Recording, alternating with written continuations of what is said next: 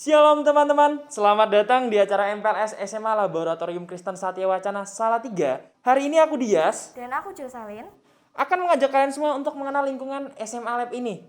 Nah, kegiatan kita akan diawali dengan ibadah, kemudian ada kata sambutan dari ketua panitia, dilanjutkan dengan mendengarkan sesi, dan akan kita tutup dengan doa. Jangan lupa untuk perhatikan terus videonya, karena di akhir video nanti akan ada kuis yang berhadiahkan Imani. Lumayan kan? Simak terus videonya. Selamat menonton. Selamat pagi semuanya. Selamat datang di MPLS hari pertama. Sebelum kita memulai ibadah pada pagi hari ini, marilah kita berdoa terlebih dahulu. Mari teman-teman kita berdoa. Tuhan Yesus, terima kasih atas berkat-Mu pada hari ini Tuhan. Sebentar kami akan memulai kegiatan MPLS hari pertama. Kiranya Engkau menyertai kami dari awal hingga akhir Tuhan. Terima kasih Tuhan Yesus. Di dalam nama Tuhan Yesus kami berdoa dan mengucap syukur. Haleluya, amin. Sebelum kita memulai kegiatan MPLS kita akan menyanyikan lagu pujian yang pertama yaitu Bagai Raja Wali.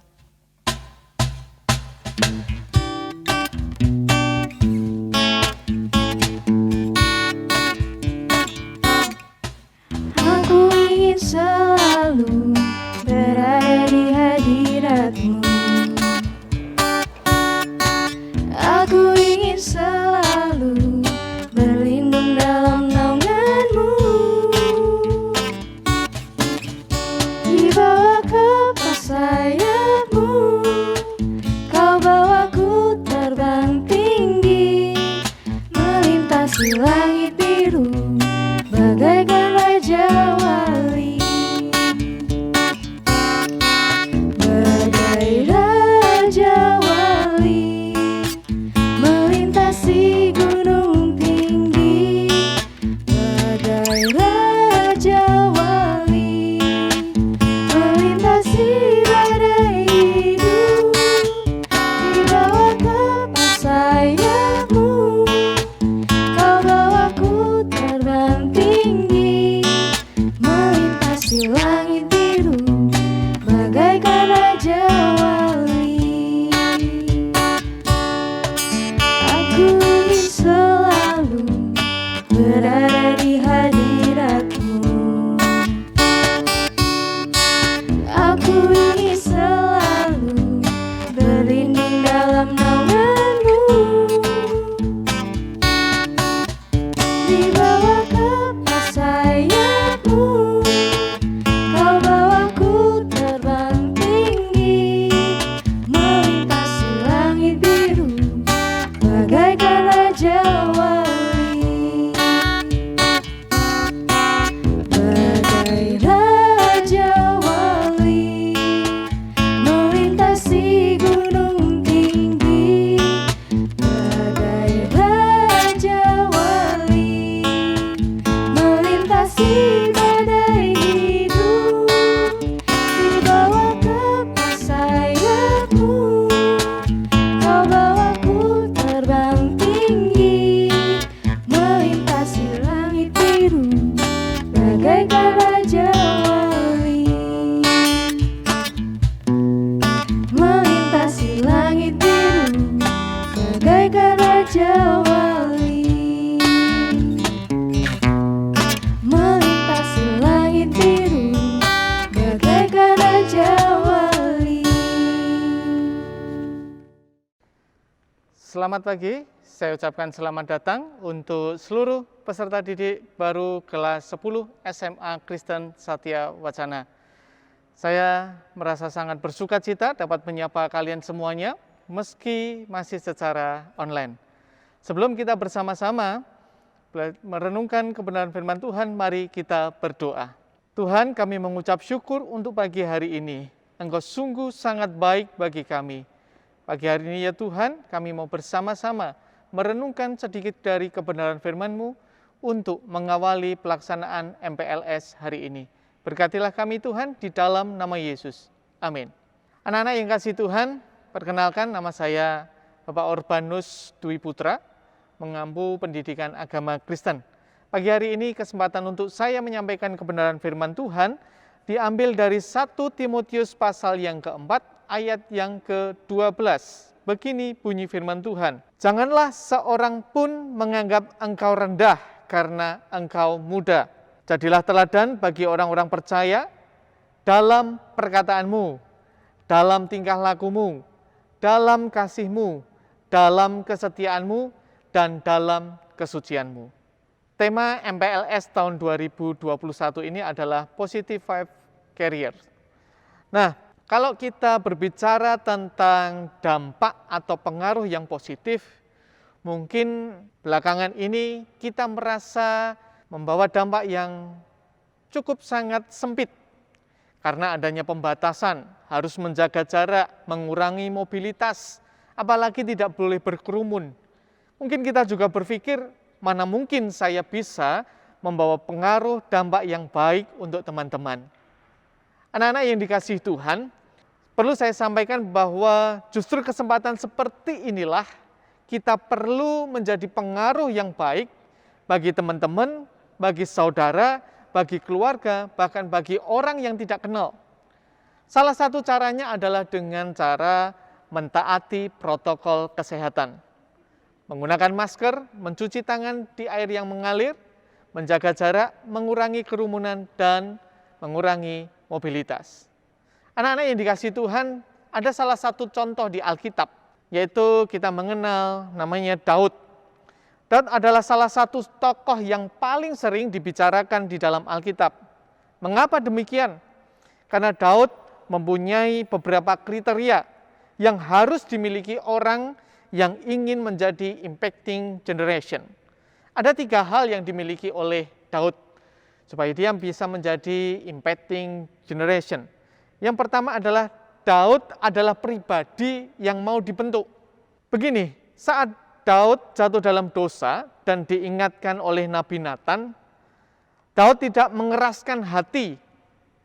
Seketika itu juga Daud menyesal dan bahkan berkata, jika Tuhan ingin mengambil segala yang Daud milikinya, Daud rela memberikannya.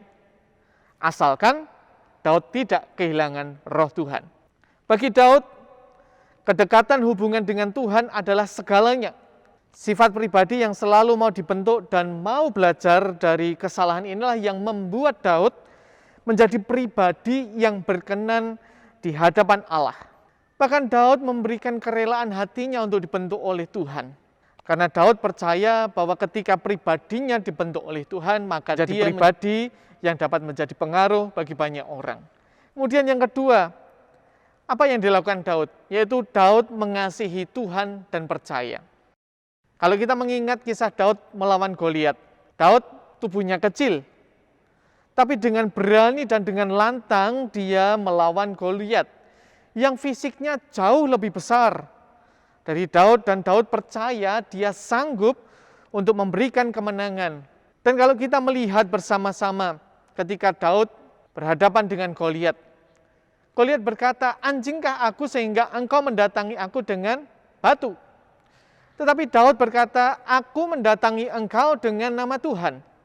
Nah, disinilah tempat dan letaknya mengapa Daud mengasihi Tuhan dan percaya. Ketika Daud mengumbankan batunya, maka mengenai dahi dari Goliat, dan Goliat berhasil dikalahkan oleh Daud. Di sini kita bisa melihat bahwa Daud sejak awal berkata, aku mendatangi engkau dengan nama Tuhan. Daud percaya sepenuhnya bahwa Tuhan yang memberi kemenangan. Dan yang ketiga, apa yang dimiliki oleh Daud? Yaitu Daud begitu sangat berani melakukan hal di atas, karena Daud dekat dan percaya kepada Tuhan.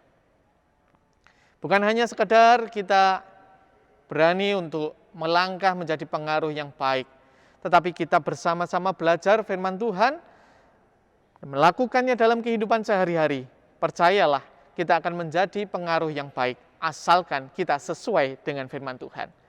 Anak-anak yang dikasihi Tuhan, mari kita bersama-sama menjadi pengaruh yang baik buat orang-orang yang di sekitarmu, buat keluargamu, buat temanmu, buat sahabatmu, atau bahkan orang-orang yang tidak kamu kenal.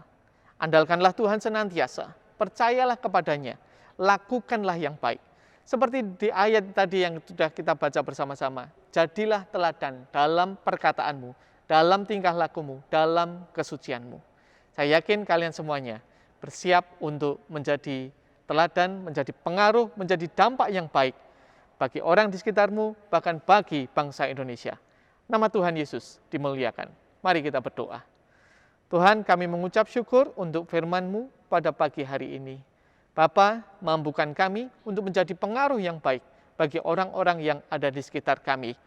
Dan Tuhan, biarlah kami senantiasa berjalan melangkah sesuai dengan kehendak-Mu, sesuai dengan firman-Mu, supaya nyatalah karakter Tuhan dalam hidup kami, sehingga buah-buah roh yang kami hasilkan dapat dinikmati oleh banyak orang. Bapa yang baik, kami menyerahkan pelaksanaan MPLS hari ini ke dalam tangan kuasa-Mu. Meskipun masih secara daring ataupun secara online yang tersebar dari berbagai wilayah di Indonesia, Engkau Tuhan yang menyatukan kami di SMA Kristen Satya Wacana. Terpujilah nama-Mu Tuhan di dalam nama Tuhan Yesus. Amin. Shalom, Tuhan Yesus memberkati. Sekolah memiliki keinginan terhadap peserta didik kami, calon peserta didik, pastinya yang baik-baik. Belajar keras bukan hanya di kelas, tetapi juga belajar keras pada saat di luar kelas bisa mengharumkan nama sekolah. Keinginan kami juga ada kritik dari para siswa, orang tua, calon orang tua, kritik yang membangun. Sekolah ini selalu terbuka untuk dikritik, terbuka untuk maju bersama-sama. Tujuan ini akan cepat tercapai, bisa optimal apabila melibatkan semua unsur yang ada. Mengembangkan kemampuan siswa bukan hal yang gampang. Sejak siswa masuk, atau bahkan sebelum masuk dalam pendaftaran, itu kan sudah kami tulis cita-citanya apa. Di situ sudah kami perhatikan benar. Oleh karena itu, dengan melibatkan BK, kurikulum, kesiswaan, dan semua komponen tadi, ini memperhatikan apa yang menjadi potensi siswa itu. Maka ada kerjasama antara pimpinan dengan wali kelas. Tolong diperhatikan potensi peserta didik. Guru BK akan memperhatikan, mengembangkan ini, mengawal. Sehingga satu persatu setiap peserta didik itu akan dikawal oleh wali kelas, dikawal oleh BK, dikawal oleh kurikulum, oleh kesiswaan. Ini akan mengawal di mana punya potensi. Tetapi lembaga ini sedapat-dapat adalah memenuhi semua keinginan dan potensi anak-anak atau peserta didik. Lembaga ini melayani proses pendaftaran sederhana sekali. One day service. Karena masa pandemi itu bisa dilakukan secara daring dan luring. Artinya online dan tatap muka. Untuk calon peserta didik, jangan khawatir bahwa one day service dilakukan di lembaga ini. Dan biayanya sangat terjangkau, relatif murah. Dengan menerima fasilitas yang memadai, tapi biayanya murah.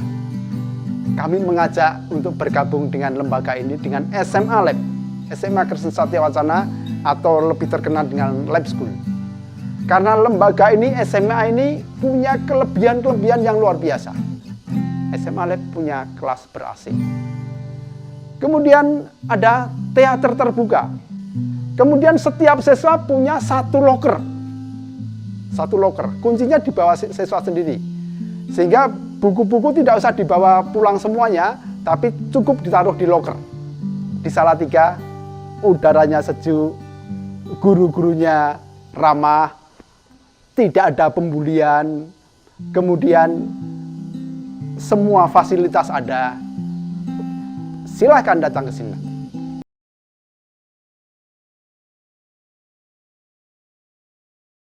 Ya, selamat berjumpa kembali. Mohon maaf kalau masker saya lepas biar terdengar agak jelas. Ya. Kembali saya ulangi, selamat berjumpa dengan kami, lebih tepatnya saya, Bapak Darjito, lebih lengkapnya Bapak Antonius Darjito. Kali ini saya akan menjelaskan tentang pengenalan program akademik ya, tahun 2021-22.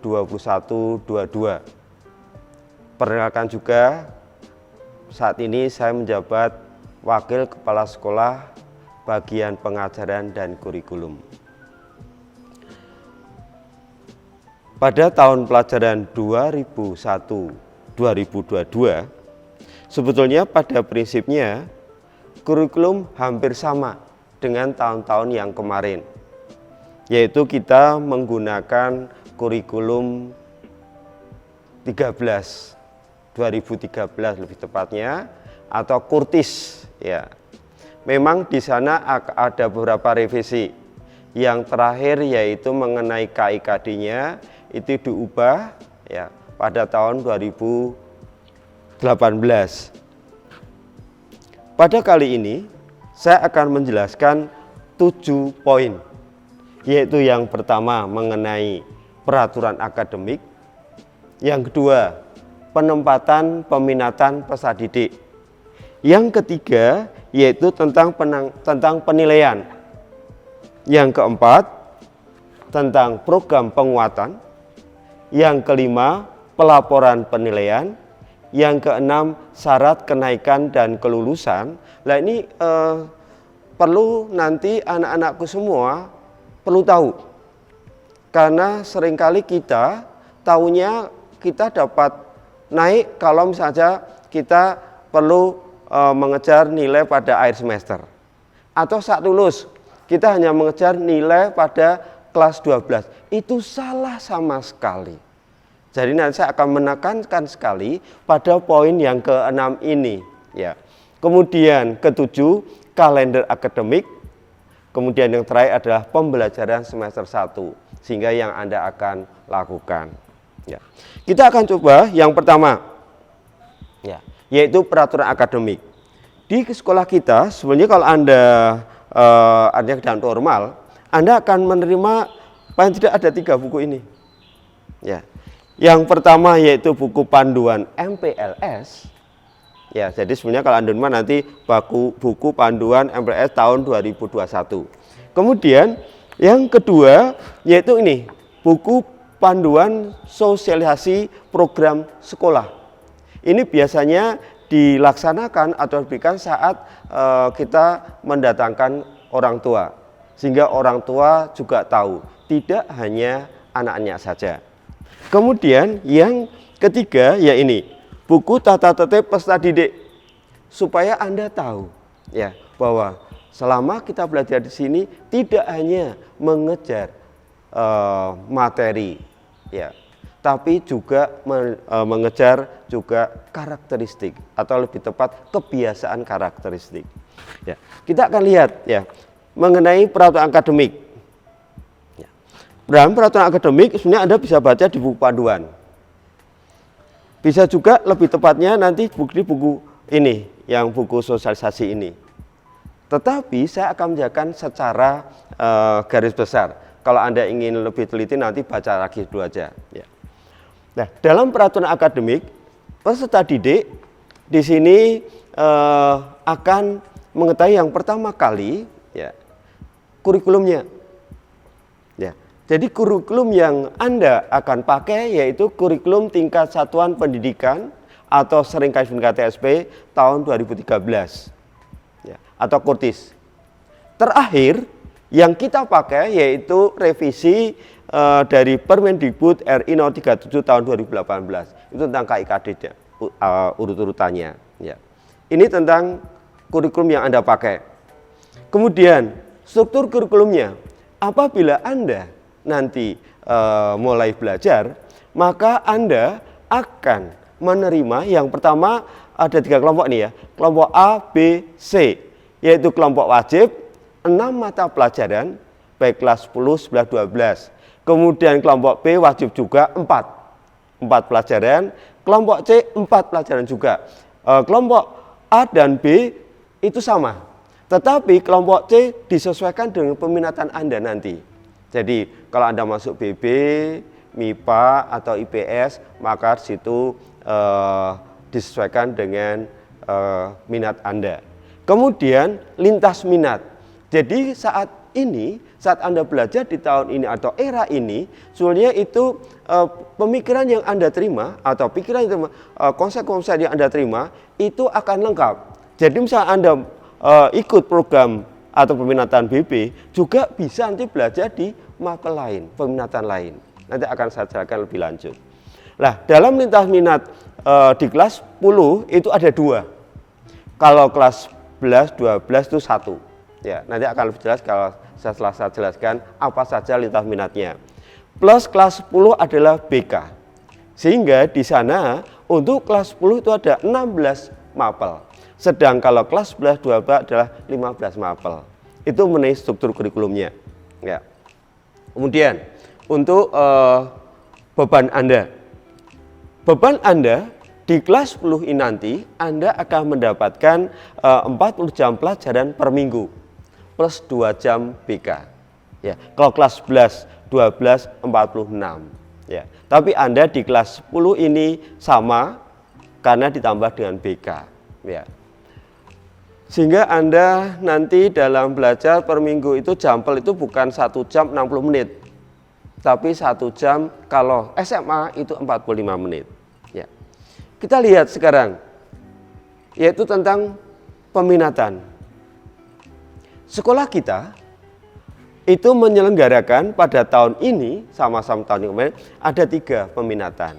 Yaitu Anda bisa mengambil bahasa dan budaya, yang kedua matematika dan ilmu pengetahuan alam, dan yang ketiga adalah ilmu pengetahuan sosial. Silakan Anda pilih. Ya, memang di sana ada kriteria. Di antara adalah bakat minat Anda, keinginan. Ya, kemudian memang nanti Anda kan dilihat nilai rapotnya. Bahkan juga ada tes penempatan, psikotes juga. Ya, tapi pada prinsipnya Anda ingin di mana? Itu kita akan mendukung apa yang Anda harapkan, apa yang inginkan, ya sesuai dengan minat Anda masing-masing. Nah, sekarang kita akan bicara tentang lintas minatnya, ya, tentang lintas minatnya. Di kelas 10 ini dibuat paket, yaitu untuk BB bahasa dan budaya ada 2 yang bisa Anda ambil, ya, yaitu bahasa dan sastra Mandarin dan sosiologi, ya. Dulu biologi, tapi sekarang sosiologi. Untuk ini diharapkan anak-anak bahasa harus bisa menguasai dunia. Memang sekolah kita terkenal dengan bahasanya. Itu memang saya juga agak sedikit iri sebenarnya, tapi saya senang anak saya melebihi saya. Bahasa Inggris Anda pasti baik-baik, saya tanggung. Juga karena kita harus merajai atau menguasai dunia, kita anggap ambil bahasa khas di peminatan BB itu adalah Jepang. Ya, Anda tahu sendiri, Jepang. Tapi selain Jepang, yaitu Tiongkok, RRC. Maka untuk anak BB ini diberi tambahan Mandarin. Sekali lagi, Anda harus mendunia. Ya, itulah keinginan sekolah kita ini terhadap Anda semuanya. Jangan hanya berkutat di regional dekat-dekat saja. Ya. Kemudian, kalau Anda ingin ambil MIPA, maka lintas minat yang Anda akan dapatkan yaitu yang pertama bahasa Inggris, bahasa dan sastra Inggris, dan ekonomi akuntansi. Karena begini, kenapa sekolah mengambil ini? Ya, biasanya anak MIPA itu tidak meneruskan di teknik sains, tapi biasanya ke ekonomi. Maka kita bekali juga ekonomi akuntansi. Itu untuk MIPA. Sekarang IPS, ya. Untuk IPS yang pertama sama, ya. Kita akan bekali dengan tambahan bahasa Inggris yang lebih bagus. Kemudian yang kedua kita tambah dengan kimia. Ya, siapa tahu di sini anak IPS ingin, ya, lompat pagar belajar bidang yang MIPA gitu. Ini mengenai lintas minat, ya. Sekarang kita lihat kalau Anda nanti naik kelas 11. Dalam kelas 11 nanti Anda lintas minatnya hanya ada 1. Anda silakan pilih salah satu dari kelas 10 tadi, ya. Jadi melanjutkan salah satu dari kelas 10 tadi. Jadi kalau Anda bahasa tadi kan bahasa Mandarin atau sosiologi, ambil salah satu itu. Ya, itu di kelas 11. Ya. Nah, di sana memang dalam pembukaan kelas peminatan, lintas minat itu disesuaikan dengan jumlah anak per kelas memang. Ya, nanti Anda bisa lihat saat Anda sudah langsung terjun dalam pembelajaran. Nah, kalau kelas 12 melanjutkan kelas 11, yaitu kita akan lihat yang tadi kan satu sudah akademik, kemudian tentang struktur kurikulumnya sudah. Sekarang kita evaluasi. Tadi ini Anda belajar di SMA Kristen Satya Wacana ini, alat evaluasinya apa saja? Tidak hanya satu. Yang pertama, penilaian harian, tugas, penilaian tengah semester, penilaian akhir semester, PAT. PAT itu sebenarnya sama dengan PAS tapi hanya di semester kedua. Ya. Kemudian ujian sekolah dan asesmen nasional. Kali ini pemerintah tidak memberikan ujian nasional, tapi diganti asesmen nasional. Apa itu asesmen nasional? Kita akan pelajari lebih lanjut ya. Saya kira Anda tahu gitu aja dulu. Ya. Kemudian tentang program yang keempat tadi yaitu program penguatan. Supaya Anda tidak hanya belajar saja, tapi Anda tahu banyak hal. Maka sekolah kita membuat program penguatan atau reinforcement. Yang pertama, studi lapangan. Tapi mohon maaf dengan adanya COVID ini studi lapangan agak terganggu. Biasanya Anda akan kelas 10 itu live in atau studi lapangan ke daerah dekat-dekat saja. Kelas 11 agak jauh. Kelas 3 itu penguatan nanti Anda dalam ke perguruan tinggi ya. Itu tentang studi lapangan atau penguatan yang akan kita berikan. Kemudian live in yang tadi saya katakan di kelas 10 biasanya Anda akan tinggal dalam keluarga supaya belajar ya. Kemudian remedial teaching, program matrikulasi, tutor sebaya, student exchange. Biasanya saat tidak COVID ada student exchange, biasanya ke Australia. Bisa juga ke Korea, bisa juga sebetulnya ke Jepang, tapi Jepang kita berjajaki hanya belum. Taiwan pernah, ya. Jadi bisa Anda ke sana. Ya. Ini mengenai program penguatannya. Kemudian untuk pelaporan penilaian sekarang yang penting, ini yang perlu Anda perhatikan. Dalam pelaporan penilaian sama seperti saya kira pendidikan yang lainnya ada 3, yaitu pengetahuan, keterampilan, dan sikap. Jadi saat kurikulum sekarang ini tidak hanya membuat anak pintar saja, tapi sikapnya atau karakternya bisa diandalkan baik gitu ya. Kemudian nilai rentangannya ada 0 sampai 70. 0 sampai 100. Sedang 70-nya itu ada KKM-nya. Jadi Anda harus meraih nilai minimal 70. Tapi hati-hati anak-anakku semuanya. Bahwa meskipun KKM kita 70, tapi nanti Bapak Ibu akan membuat KKM bayangan. Lebih tinggi daripada itu. Ya, bisa 75, bisa 80. Nanti tergantung Bapak Ibu mengadakan perjanjian dengan Anda. Kemudian dalam pelaporan ada beberapa hal yang akan diberikan, yaitu mid semester, ya, rapot mid, rapot semester, rapot kenaikan, dan STTP atau ijazah. Itu untuk laporan penilaian. Nah ini, yang penting berikutnya ini, syarat kenaikan. Anda harus tahu sekarang, mulai sekarang. Ya. Dalam syarat kenaikan ada beberapa hal yang perlu diperhatikan. Yaitu yang pertama, menyelesaikan seluruh program pembelajaran dalam 2 semester, ya, pada tahun pelajaran diikuti. Yang kedua adalah ini, karakter. Predikat sikap minimal baik. Ya.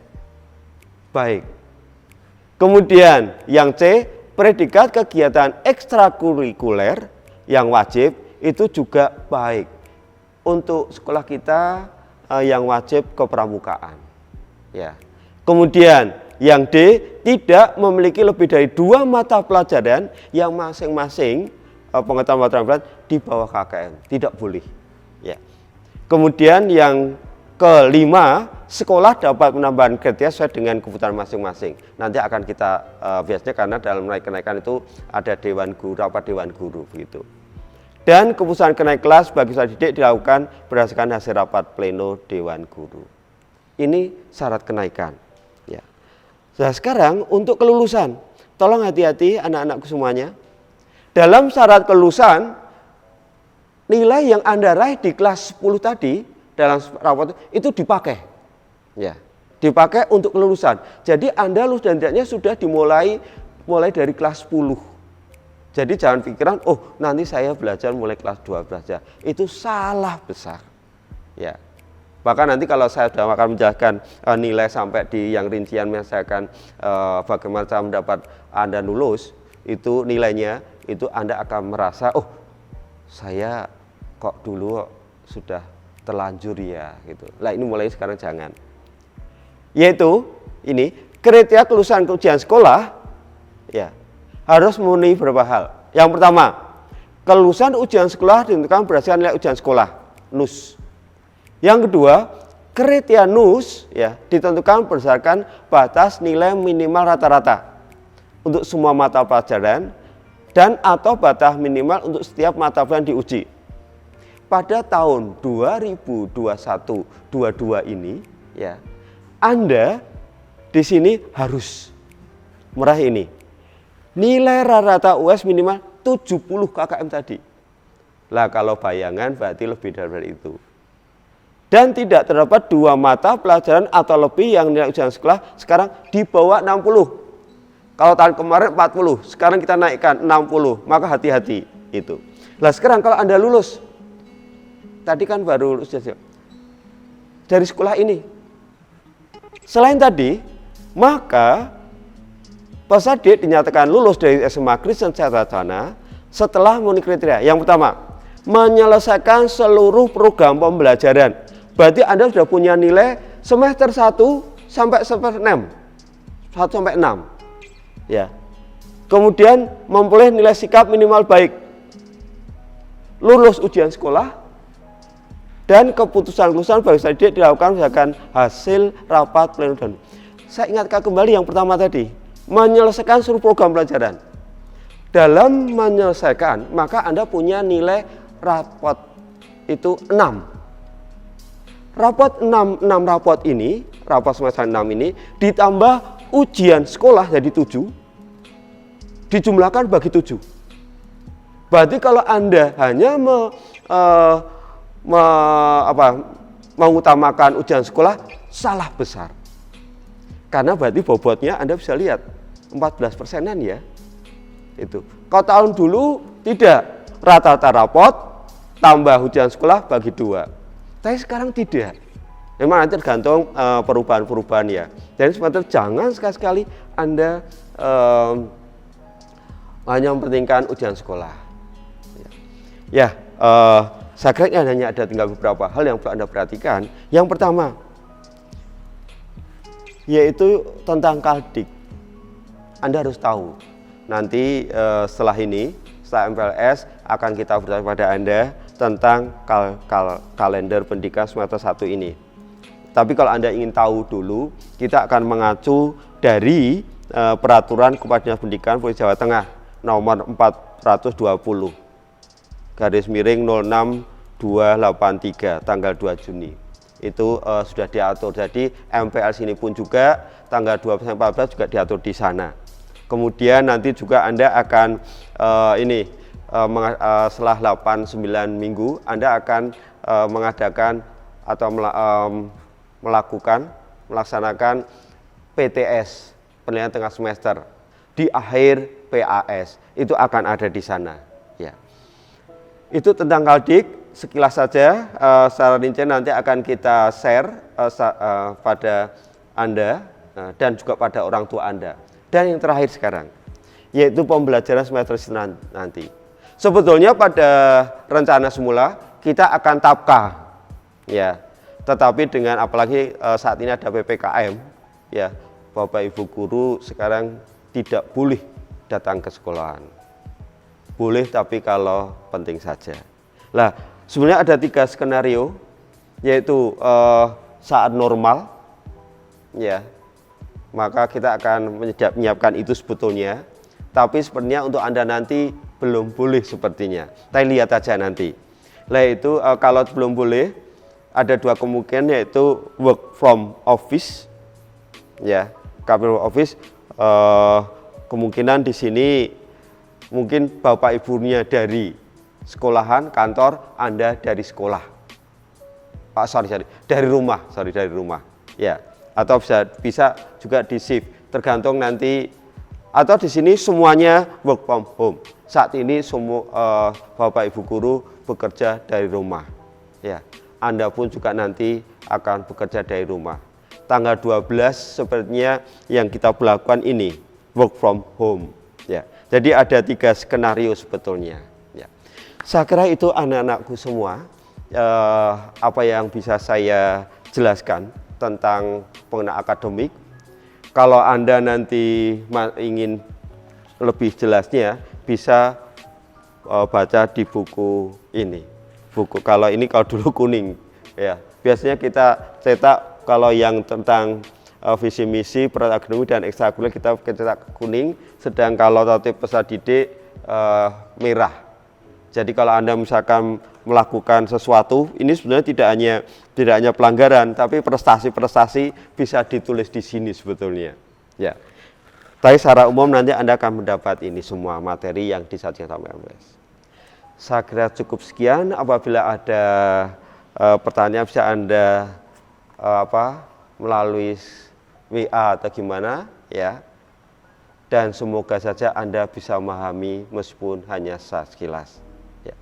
Sekian, terima kasih, Tuhan memberkati.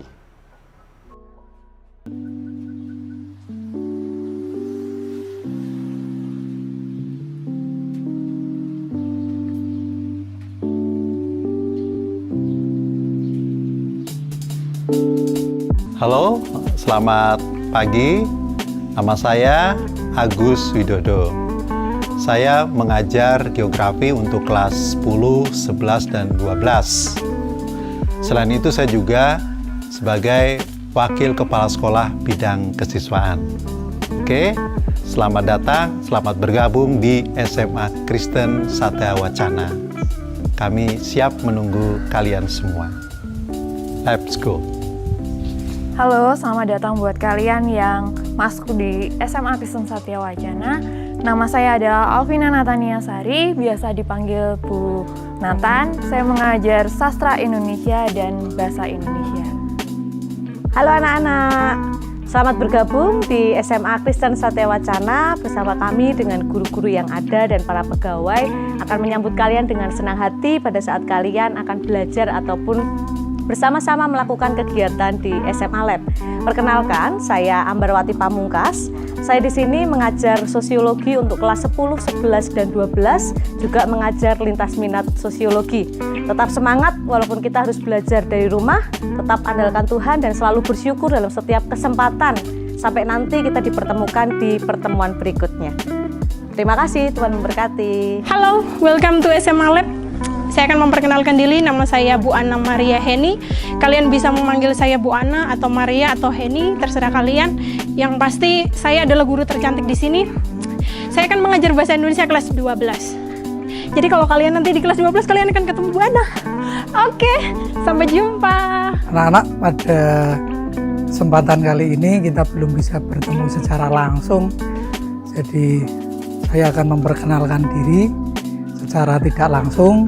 Besok kalau sudah memungkinkan kita akan bertemu tatap muka di kelas. Perkenalkan, nama saya Apri Wijayanto. Anak-anak bisa biasanya memanggil saya Pak Apri. Saya mengajar bahasa Indonesia. Demikian perkenalan dari saya. Terima kasih. Hai, saya Pak Bambang Sarwono. Saya mengajar matematika. Selamat bergabung di SMA Lab. Salam. Salam olahraga. Halo anak-anak, perkenalkan nama Bapak Berton Supriyadi Simamora. Bapak mengampu mata pelajaran Penjas untuk kelas 10 dan kelas 12. Selamat bergabung di SMA Lab dan jaga kesehatan. Sekali lagi, salam olahraga. Hai, saya Budiana. Saya mengajar bahasa Inggris di SMA Lab Satya Wacana di sini. Selamat datang di sekolah ini, kami senang bertemu dengan kalian. Hai, selamat selamat ketemu di SMA Kristen Satya Wacana atau SMA Lab. Saya ingin memperkenalkan diri saya. Saya Ibu Dina Widianti Anugraheni, biasa dipanggil Bu Dina. Saya mengajar BK di sini, khususnya kelas 10. Jadi nanti kita akan ketemu. Nah, bagi kalian kelas 10 jangan ragu-ragu untuk ketemu Bu Dina kalau kalian ada masalah ya. Oke, begitu saja. Sampai ketemu di SMA Lab. Hai everyone, perkenalkan saya Ibu Dwi Andriani, tetapi biasanya para siswa memanggil saya Mem Andri. Of course, I'm going to teach you English. You need English? I bet you do. English is an international language, right? Okay, so please see you later at school. Bye. Selamat datang di SMA Lab atau SMA Kristen Satya Wacana Salatiga. Nama saya Edi Triyono, mengajar BK, bimbingan konseling. Hai, nama saya Emanuela Setia Kristiantini, biasa dipanggil Bu Tanti.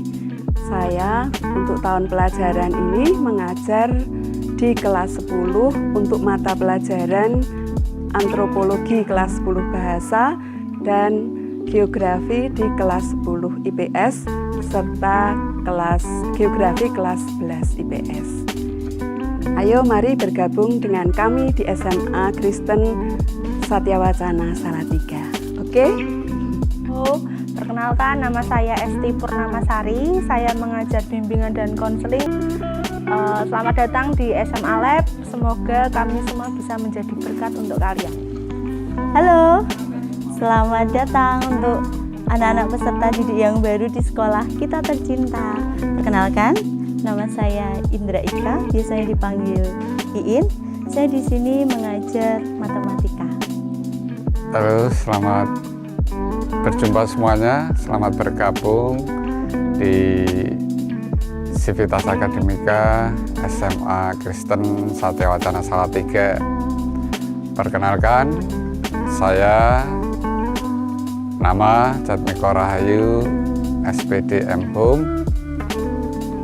Di sekolah ini, di SMA Lab, Pak Jatmiko mengajarkan mapel PPKN dari jenjang kelas 10, 11, 12. Nah, kita akan bertemu nanti selanjutnya, baik nanti di media pembelajaran online atau kalau sudah kondusif kita bisa di dalam pembelajaran offline. Semoga kita bisa semua offline, bisa bertemu, berkenalan secara langsung, kita sama-sama memajukan persekolahan ini. Oke, sampai jumpa. Halo anak-anak, perkenalkan di sini nama saya Bu Jatu Prilaskarti. Di SMA ini Bu Jatu mengajar matematika di kelas 10, 11, dan 12. Nanti kita bisa ketemu di sana. Dadah. Halo, selamat pagi.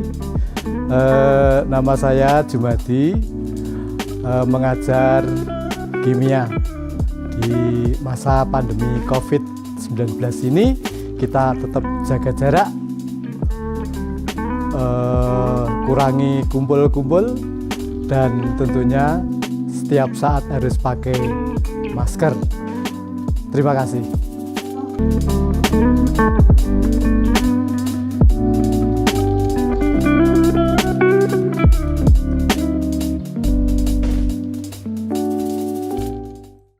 Di sini adalah gerbang utama menuju SMA Kristen Satya Wacana yang bisa diakses melalui UKSW.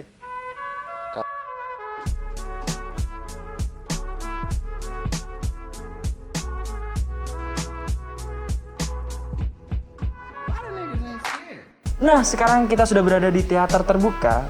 Umumnya tempat ini digunakan sebagai ruangan kelas dan ruangan rapat guru. Dan pada kesempatan lain, ruangan teater terbuka ini juga digunakan sebagai tempat untuk melangsungkan berbagai macam acara.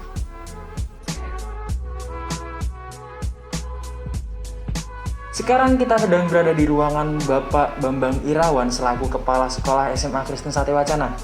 Dan di sebelah sini ada ruangan tata usaha. Kemudian selanjutnya kita sekarang sedang berada di depan ruangan Bapak Dersito selaku Wakapurikulum dari SMA Lab. Nah, bagi kalian yang sering sakit, jangan khawatir. Di sini ada UKS Putri, letaknya di sebelah ruangan administrasi sekolah.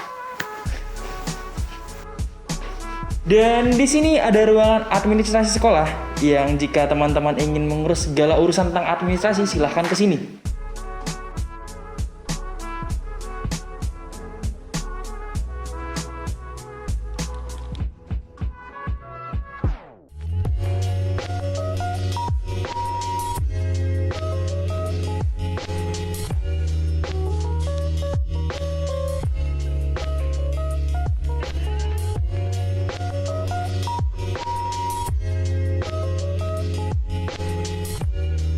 Kalau di sana tadi ada UKS Putri dan di sini ada UKS Putra. Selanjutnya di sebelahnya ada ruangan Sarpras. Kalau teman-teman ingin mengurus segala urusan mengenai sarana dan prasarana sekolah, contohnya loker, bisa ke ruangan ini menemui Pak Edi.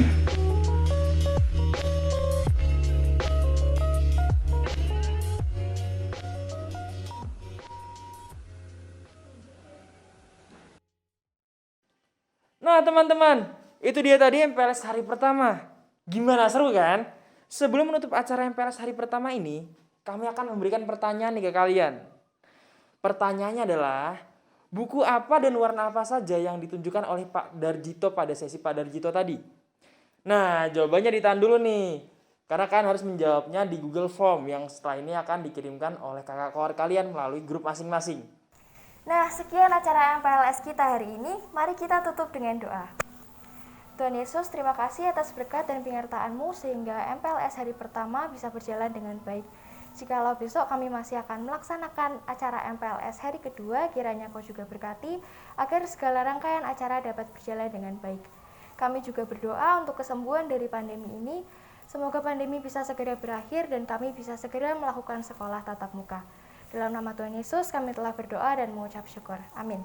Sekian dari kami. See you.